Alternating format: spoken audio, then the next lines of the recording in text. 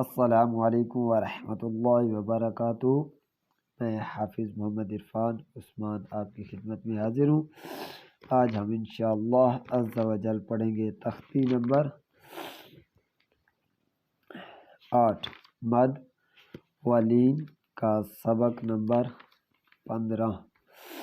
تو 15 سبق شروع کرنے سے پہلے میں آپ حضرات سے کچھ پوچھنا چاہوں گا کہ آپ کے بچے جو حضرات میرا یوٹیوب چینل دیکھ رہے ہیں، جو حضرات جنہوں نے سبسکرائب کیا ہوا ہے یا نہیں کیا ہوا، جو بھی حضرات ویڈیوز دیکھتے ہیں، تو ان سے میں پوچھنا چاہوں گا کہ کیا وہ اپنے بچوں کو قرآن پاک پڑھا رہے ہیں یا نہیں پڑھا رہے۔ اگر نہیں پڑھا رہے تو آپ ہمارے یوٹیوب چینل سے بآسانی 15 منٹ کا ٹائم دے کر روزانہ کی بنیاد پہ 15 منٹ کا ٹائم دیں، اور انشاءاللہ عز و جل کم سے کم 1 سال 15 منتھ، زیادہ سے زیادہ 18 مہینوں میں قرآن پاک مکمل پڑھا سکتے ہیں۔ تو اس میں مسنون دعائیں بھی شامل ہیں۔ اس کے علاوہ نماز، کلمے، نماز جنازہ، آیت الکرسی، دعائے قنوت اور باقی چھوٹی موٹی جو دعائیں ہیں وہ بھی انشاءاللہ عز و جل یاد کروائی جائیں گی، لیکن جب تک قاعدہ ختم نہیں ہوتا تب تک میں کچھ نہیں پڑھانے والا۔ تو اس لیے ساری توجہ جو ہے فی الحال قاعدے پہ۔ تو امید کرتا ہوں پیچھے والا آپ کے سب بچوں کو سبق یاد ہوگا، اور آج ہم لائن نمبر 3 مد اور لین کی لائن نمبر 2 اور 3 پڑھیں گے۔ تو سبق شروع کرتے ہیں۔ اعوذ باللہ من الشیطان الرجیم، بسم اللہ الرحمن الرحیم۔ دال واو پیش دو، سین یا زیر سی،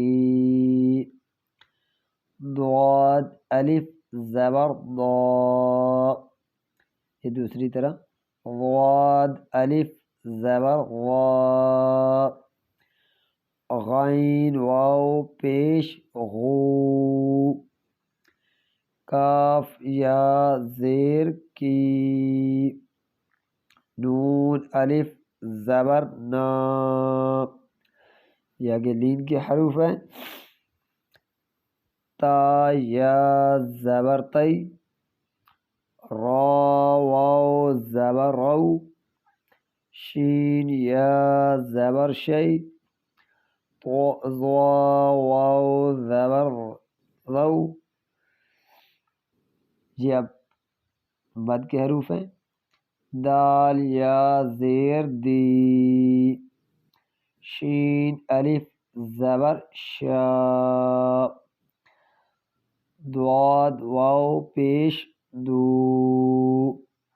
دوسری طرح، ضاد واو پیش غو، غین یا زیر غی، لام الف زبر لا، نون واو پیش نو، فا واو زبر فو، یہ اب مد کے لین کے حروف ہیں۔ را یا زبر ری، صاد واو زبر صو، را یا زبر غی۔ تو یہ تھا آج کا ہمارا سبق مد اور لین۔